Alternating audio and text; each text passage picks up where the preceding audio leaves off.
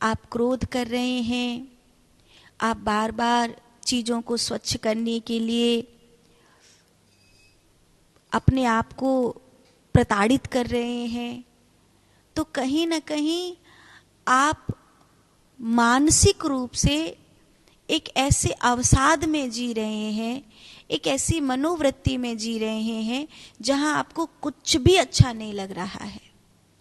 आपको कुछ भी अच्छा नहीं लग रहा है, इसीलिए आप उसे अच्छा करने की कोशिश कर रहे हैं, लेकिन वो बाहर से अच्छा नहीं होगा, वो भीतर से अच्छा होगा।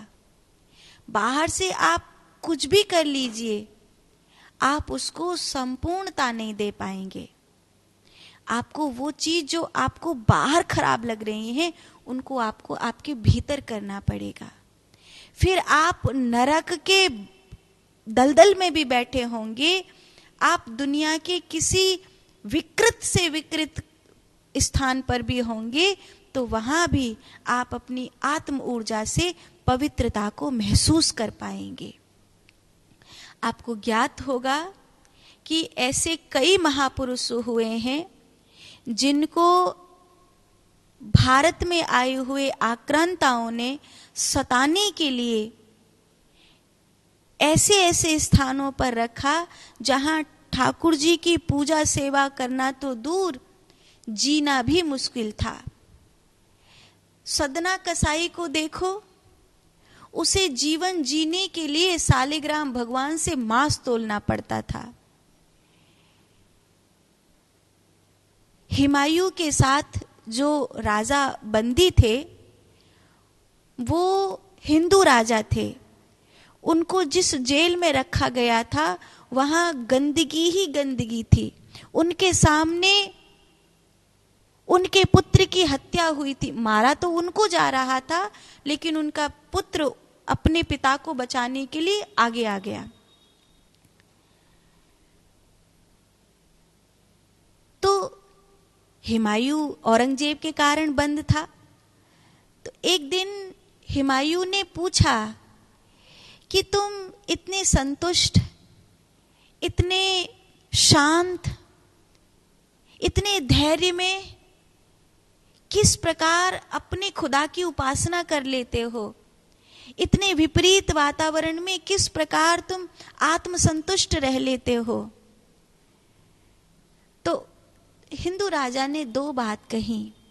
उन्होंने कहा कि एक तेरा बेटा है जो तुझे जेल में बंद करके 24 घंटे में एक कटोरी पानी देता है और तुझे भूखा प्यासा तड़पाता है, तुझे हर क्षण दुख दे रहा है।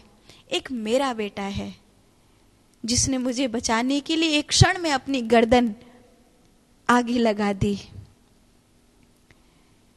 मुझे एक संतुष्टि तो ये है कि मैं ऐसी संस्कृति से, ऐसे समाज से आता हूं जहां अपनों के साथ जिया जाता है और अपनों के लिए जिया जाता है।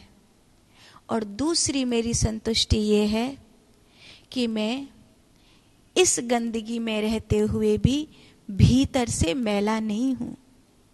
मेरे विचार मैले नहीं हैं, मेरी भावनाएं मैली नहीं हैं, मेरा मन मैला नहीं है, मेरी इंद्रियों में विषय नहीं है।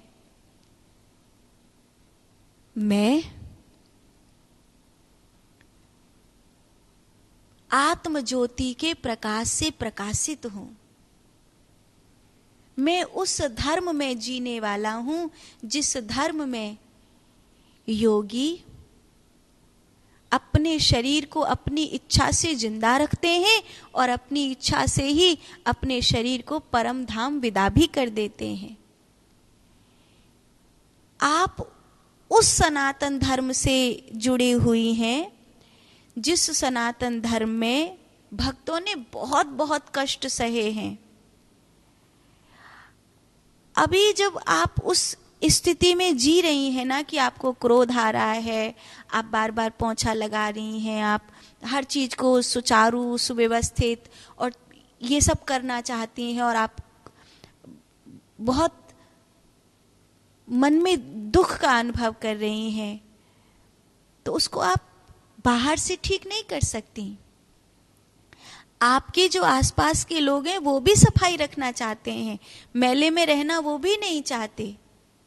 हाँ ठीक है कि कई बार कुछ अपनों का स्वभाव बन जाता है, आए जूते फेंक दिए, इधर उधर टी शर्ट उतार के डाल दी, बच्चे होते हैं, स्कूल का बस्ता वहाँ, टाई वहाँ और ड्रेस वहाँ, फिर दूसरे दिन ढूंढेंगे, अरे बेल्ट कहाँ गई, टाई कहाँ गई, अरे जूते की रिबन कहाँ गई, मोजा कहाँ गया, इस कल स्कूल जाना है, माँ ढूंढ ढूंढ के रखती रहती है।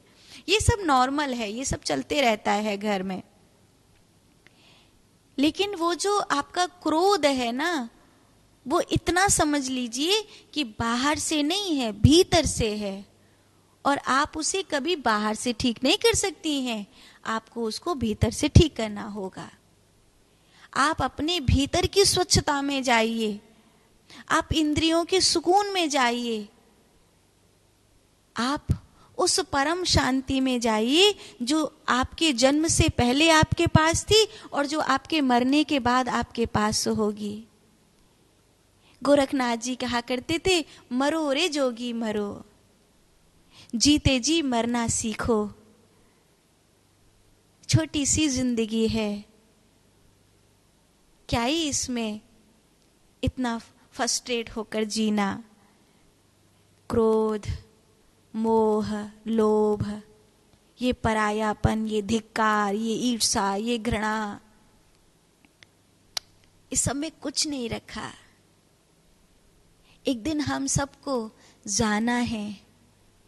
ये जिस फर्श पे आप पोछा लगा लगा कर उसे स्वच्छ कर रही हैं, ये यहीं रह जाएगा। एक बार उस मन पे पोछा लगा लीजिए जो आपके साथ जाएगा, उसको स्वच्छ कर लीजिए।